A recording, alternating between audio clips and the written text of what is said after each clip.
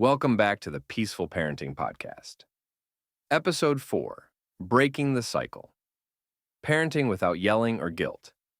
I'm your host, John, and if you've ever felt guilty after yelling at your child, you're not alone. So many parents want to stop yelling, but it feels almost impossible when stress, exhaustion, and frustration hit. Today, we're talking about how to break the cycle of yelling and discipline with regret. We will explore practical ways to handle challenging moments without shouting and without feeling like a failure afterward. And of course, I'm joined by our wonderful guest expert, Susan. Welcome back, Susan.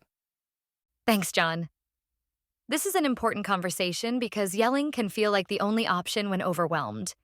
But the good news is, there are other ways to get through to our kids while keeping our cool.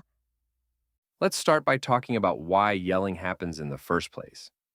Why do even the calmest parents find themselves raising their voices? Yelling usually happens for one of three reasons: overwhelm and stress. Parenting is exhausting. Our ability to stay patient is much lower when running on empty. Feeling powerless. When kids don't listen, yelling is the only way to get their attention. Learned behavior. Many of us were raised in homes where yelling was the norm, so it's what we instinctively fall back on. That makes so much sense. And I think many parents feel stuck in this cycle. Yell, feel guilty, promise to do better, and then yell again. How do we break that pattern? Breaking the cycle starts with awareness, strategy, and practice. Here's a 3-step plan to help parents shift from yelling to calm communication. The first step is to notice when and why you yell. Keep track of the moments when you feel most frustrated.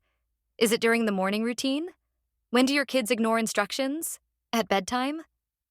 Keeping a journal or diary can help to track your triggers. Once you recognize your triggers, you can prepare for them.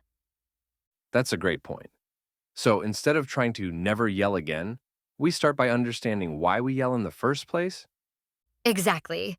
The goal is progress, not perfection. Once you know your triggers, have a go-to strategy in place.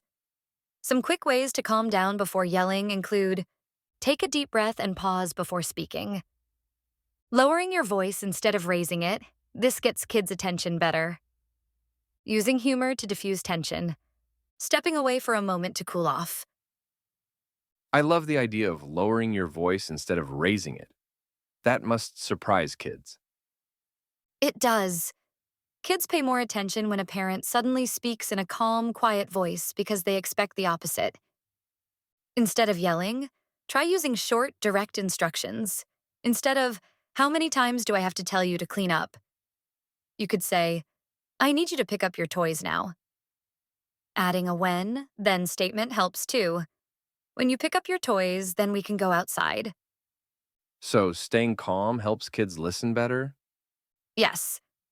Yelling puts kids into fight or flight mode, making them more likely to shut down or push back. Calm communication keeps the connection open. Okay, let's get real. What if you're in the heat of the moment, your patience is gone, and you feel like you're about to yell? What should parents do? In that moment, try the STOP method. S, step away. If it's safe, walk into another room for a few seconds. T, take a breath. Inhale deeply and exhale slowly. Repeat. O, observe your feelings. Ask yourself, what's really going on here? P, proceed with intention. Choose a calm response, even if it's just saying, "I need a minute before we talk about this." That's so practical. Instead of reacting automatically, you're pausing to reset. Exactly. Even just saying, "I need a second to calm down." Model self-regulation for your kids. One thing I hear from parents a lot is that even if they stop yelling, they feel guilty about the times they lost their temper. What would you say to those parents? I'd say this: your past yelling does not define you. What matters is the effort you're making now. Every moment is a chance to choose a different response. And if you do slip up and yell, repair. Apologize. Show your kids that mistakes are part of learning. Say something like, "I didn't mean to yell.